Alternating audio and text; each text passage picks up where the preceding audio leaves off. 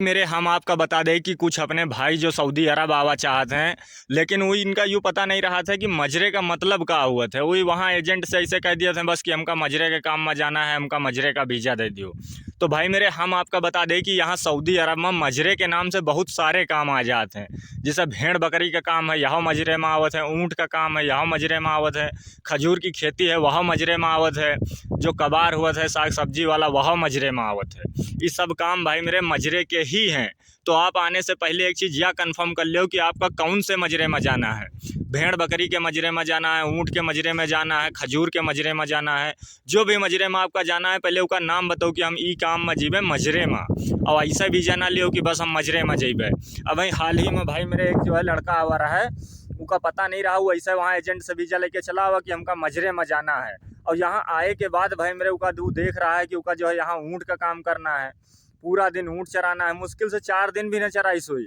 कह रहा है कि हम ना रह पाइबे, हमका इंडिया भेजो। आप बताओ, अब उसका कपिल इंडिया नहीं जा दे रहा है। कहा तो पहले जो है तुम इंडिया से पैसा मंगवाओ, जितना हम तुमका बुलावे में खर्चा करें हन, उतना पैसा हमका दे दियो, हम तुमका इंडिया भेज देवे। अब हो सकत है भाई मेरे कि बेचारे के पास इंडिया में पैसा ना हुए, कर्जा लेके आवा रहा हुए। अब यहाँ पर यह परेशान है और इंडिया में घर वाले मातारी बाप अलग से परेशान है। तो ऐसी हरकतें ना करो भाई मेरे, पहले समझ लियो कि हम कौन काम में जीवे, उसके बाद वो कभी कभी भाई मेरे ऐसा हुआ था कि जो है लोग वहाँ पर सैलरी नहीं तय कर पावत हैं। उनका बता दे आए कि हाँ 1200 रियाल तुमका मिली हुई, बस वहाँ से चले आए। और यहाँ आने के बाद भाई मेरे उनका पता चला था कि 1200 रियाल में उनका खाना भी उन्हें कहे है, कपिल खाना भी नहीं दिए थे। तो ये सब चीज़ों में भाई मेरे आप जरा सा भी धोखा ना खाओ, पहले कंफर्म कर लियो कि हम 1200 रियाल सैलरी लेवे, हमारे यू काम है, अतनी हमका सैलरी चाहिए, खाना कपिल दिए। उसके बाद आप पूरा तय करके उसके बाद आओ।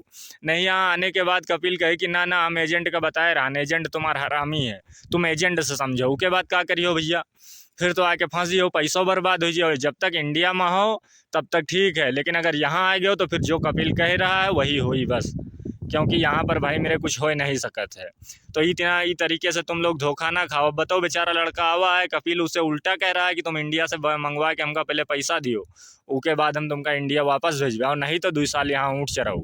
अब भैया सवेरे जो है 8 बजे से और शाम के 6 बजे तक ऊँट चराना है।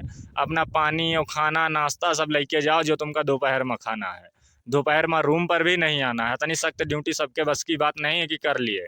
लड़का बेचारा मार परेशान है यहाँ पर आने के बाद। तो इस तरीके से आप लोग यहाँ आए कि भाई मेरे परेशान ना हो। अगर वहाँ से आना है तो पहले डिसाइड कर लियो, उससे पूछ लियो एजेंट से कि अगर हमका दूसरा काम मिला तो हम यहाँ आए कि तुमसे अपन पूरा पैसा वापस ले लेवे जितना तुमका दे रहे हैं। इस तरीके से भाई मेरे कभी भी धोखा ना खाओ, क्योंकि सऊदी अरब है, यहाँ एक नाम से बहुत काम है। मजरे के काम में तो भैया बहुत बेफराद काम है। मजरे में तुमसे कुछ करवा सकत है, कहो खेती करवा लिए, कहो बकरी चरवावे, कहो खजूर तुरावे, कहो ऊँट चरवावे।